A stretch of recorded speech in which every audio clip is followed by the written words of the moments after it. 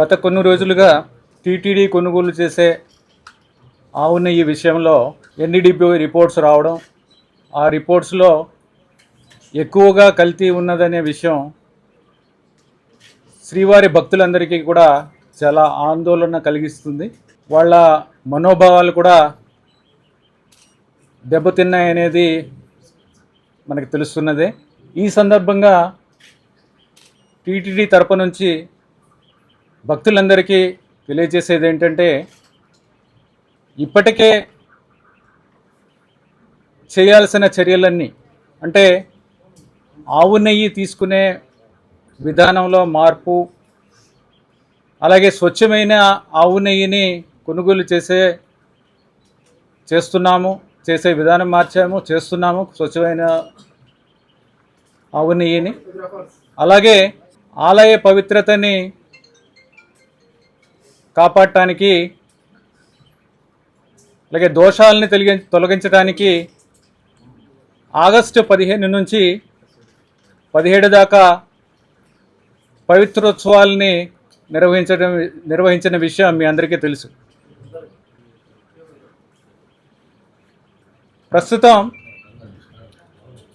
కొనుగోలు విషయానికి వస్తే, టీటీడీ మంచి రెప్యుటేషన్ ఉన్న సంస్థల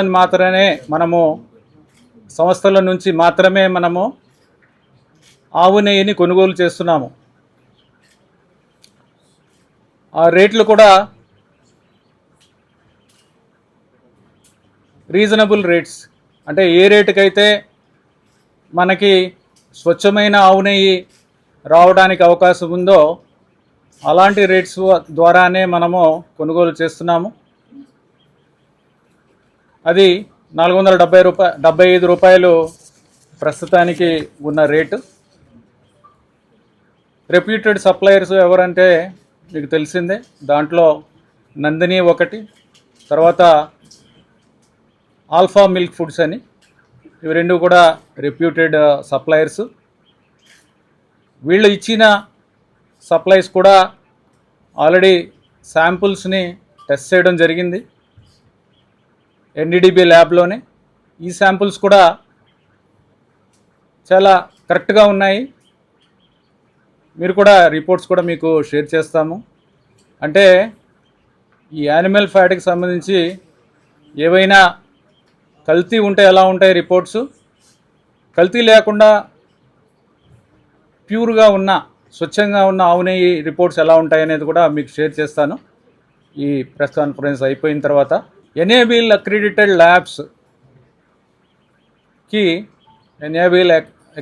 ల్యాబ్స్కి మనము శాంపుల్స్ పంపించే విధానాన్ని ప్రారంభించడం జరిగింది. ఆ విధానాన్ని కంటిన్యూ చేస్తాము. ఎందుకంటే ప్రస్తుతానికి ఈ ఎనేబుల్ ల్యాబ్స్లో మాత్రమే ఇక్కడ ఈ అడల్ట్రేషన్ టెస్టింగ్ అనేది జరుగుతుంది. మన దగ్గర అడల్ట్రేషన్ టెస్టింగ్ అనేది లేదు. మన దగ్గర ఉన్న టెస్టింగ్స్ అన్నీ కూడా సింపుల్ టెస్ట్, దానివలన అడల్ట్రేషన్ అనేది బయటపడదు. సో మొట్టమొదటిసారిగా టీటీడీలో ఈ ఆవు నెయ్యి స్వచ్ఛత పరీక్షించడానికి ఎనేబుల్ ల్యాబ్కు పంపించడం అనేది మొట్టమొదటిగా మనం ప్రారంభించాము. అది కంటిన్యూ చేస్తున్నాము. అలాగే సెన్సరీ ప్యానెల్ 18 మందితో సెన్సరీ ప్యానెల్ అనేది ఏర్పాటు చేయడం జరిగింది. ఈ సెన్సరీ ప్యానెల్లో ఏంటంటే ట్రైనింగ్ తీసుకున్న ల్యాబ్లో పనిచేసే వాళ్ళు ఉంటారు. ట్రైనింగ్ తీసుకున్న వాళ్ళు సిఎఫ్టిఆర్ఐలో మైసూర్లో ట్రైనింగ్ తీసుకున్నారు. వాళ్ళు ఏంటంటే చాలా పారామీటర్స్ మీద, ముఖ్యంగా రంగు, రుచి, వాసన, వీటి మీద నెయ్యి స్వచ్ఛత ఎంతవరకు ఉందని నంబర్స్ ఇస్తారు, రేటింగ్ ఇస్తారు. ఆ స్వచ్ఛత 0 నుంచి 9 మధ్యలో ఉంటుంది ఆ రేటింగ్. ఓవరాల్గా రేటింగ్ 7 ఉంటే కానీ, కనీసం 7 ఉంటే కానీ అది మనము తీసుకోము. అది లేకపోతే రిజెక్ట్ చేయడం జరుగుతుంది. ఆ ప్యానెల్ కూడా ఏర్పాటు చేసి సెన్సరీ ల్యాబ్ కూడా చేయడం జరిగింది. సెన్సరీ ల్యాబ్ను కూడా మనము గత 3 నెలల్లో చేసిన దాంట్లో సెన్సరీ ల్యాబ్ పెట్టడం, సెన్సరీ ప్యానెల్ని ఏర్పాటు చేయడం, వాళ్ళకి ట్రైనింగ్ ఇవ్వడం, ఇదంతా కూడా చేశాం.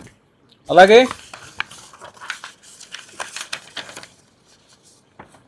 ఎన్డీడీబీ వాళ్ళు ముందుకొచ్చి వాళ్ళే డొనేషన్ బేసిస్లో మనకి ఏ ఎక్విప్మెంట్ ద్వారా అడల్ట్రేషన్ టెస్ట్ చేయగలమో ఆ ఎక్విప్మెంట్ మనకి డొనేట్ చేయడానికి ముందుకొచ్చారు. ఆ ఎక్విప్మెంట్ ఖర్చు 75 లక్షలు. అది కూడా డిసెంబర్లో ఇమ్మని అడుగుతున్నాము. డిసెంబర్ కల్లా వచ్చేలాగా చర్యలు తీసుకోమని రిక్వెస్ట్ చేస్తున్నాము. అది కూడా డిసెంబర్ జనవరిలో తప్పకుండా వస్తుందని ఆశిస్తున్నాము. అలాగే సెంట్రల్ గవర్నమెంట్ నుంచి కూడా ఎఫ్ఎస్ఎస్ఐ వాళ్ళు తిరుమలలో ఎఫ్ఎస్ఎస్ఐ ల్యాబ్ ఏర్పాటు చేయడానికి కూడా వారు ముందుకొచ్చారు. ఇప్పటికే మనకున్న బిల్డింగ్ అది ఐడెంటిఫై చేసి వాళ్ళకి లెటర్ రాయడం జరిగింది. తద్వారా వాళ్ళు త్వరలోనే ఎఫ్ఎస్ఎస్ఐ ల్యాబ్ ఎస్టాబ్లిష్ చేయడానికి కూడా చర్యలు తీసుకుంటున్నారు. ఈ విధంగా మనం తీసుకునే ఆవునేయ స్వచ్ఛతకు సంబంధించి ఎక్కడా కూడా సందేహాలు అవసరం లేదు. ప్రస్తుతం తీసుకున్న నెయ్యి చాలా స్వచ్ఛమైనది. ఈ స్వచ్ఛమైన నెయ్యితోనే స్వామివారికి చేసే లడ్డు ప్రసాదాలన్నీ కూడా ఈ నెయ్యితోనే చేస్తున్నాము. అలాగే భక్తుల నుంచి కూడా ఎవరైతే ఇక్కడ స్వామివారిని దర్శించుకుని వెళ్తున్నారో వాళ్ళందరూ కూడా లడ్డు ప్రసాదాలు తీసుకున్న వాళ్ళు కూడా ఫీడ్బ్యాక్ బాగుంది, చాలా లడ్డు క్వాలిటీ బాగుంది, సువాసన రుచి కూడా చాలా బాగుంది అనేది కూడా ఫీడ్బ్యాక్ ఇవ్వడం జరిగింది.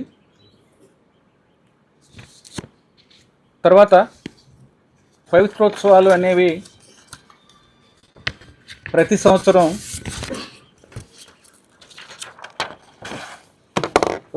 మనము నిర్వహిస్తాము.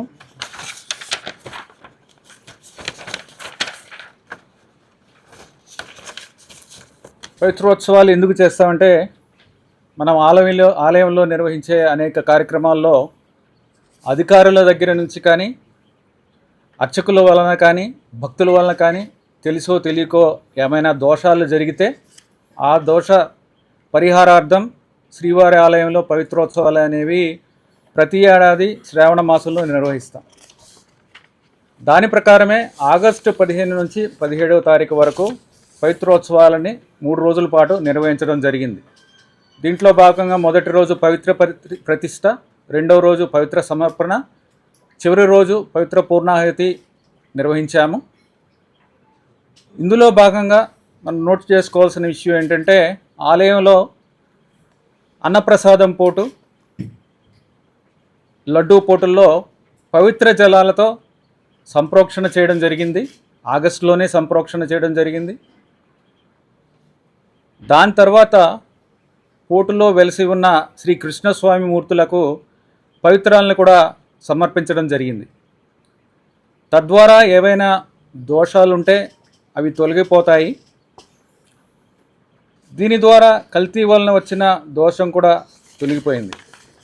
ఆగమ శాస్త్ర సలహాదారులను, శ్రీ పెద్దజీయం గారిని, వీరందరినీ సంప్రదించి ఇంకా ఏమన్నా కార్యక్రమం చేస్తే బాగుంటుందా అనేది ముఖ్యమంత్రి గారు కూడా సూచించారు. వారితో ఆగమ సలహాదారులతో, శ్రీ పెద్దజీయం గారులతో సంప్రదించిన తర్వాత ఒకరోజు శాంతి హోమం నిర్వహిస్తే బాగుంటుంది అనేది వారు తెలియజేయడం జరిగింది. దాని ప్రకారమే రేపు 23వ తారీఖు 6 గంటల నుంచి 10 గంటల దాకా ఈ శాంతి హోమాన్ని నిర్వహిస్తున్నాము. శ్రీవారి ఆలయంలో బంగారు బావి వద్ద గల యాగశాలలో ఈ శాంతి హోమం నిర్వహిస్తాము. దాంట్లో 3 హోమగుండాలు ఏర్పాటు చేయడం జరుగుతుంది. వాస్తు హోమంకి వాస్తు హోమగుండం, సభ్యము, పౌండరీకం, ఈ 3 హోమగుండాలు ఏర్పాటు చేస్తాము. ఈ కార్యక్రమంలో భాగంగా ఆలయంలో అన్ని ప్రాంతాల్లో కూడా పంచగవ్య ప్రోక్షణ చేయడం జరుగుతుంది.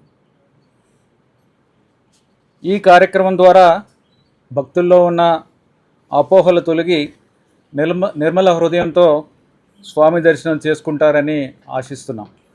ఈ కార్యక్రమము రేపు పొద్దున్న నిర్వహించబడుతుంది 6 గంటల నుంచి 10 గంటల దాకా. ఫ్యూచర్ గురించి మాట్లాడతాము, ఇంకా పాత వాటి గురించి నేను కాన్సన్ట్రేట్ చేయదలుచుకోలేదు.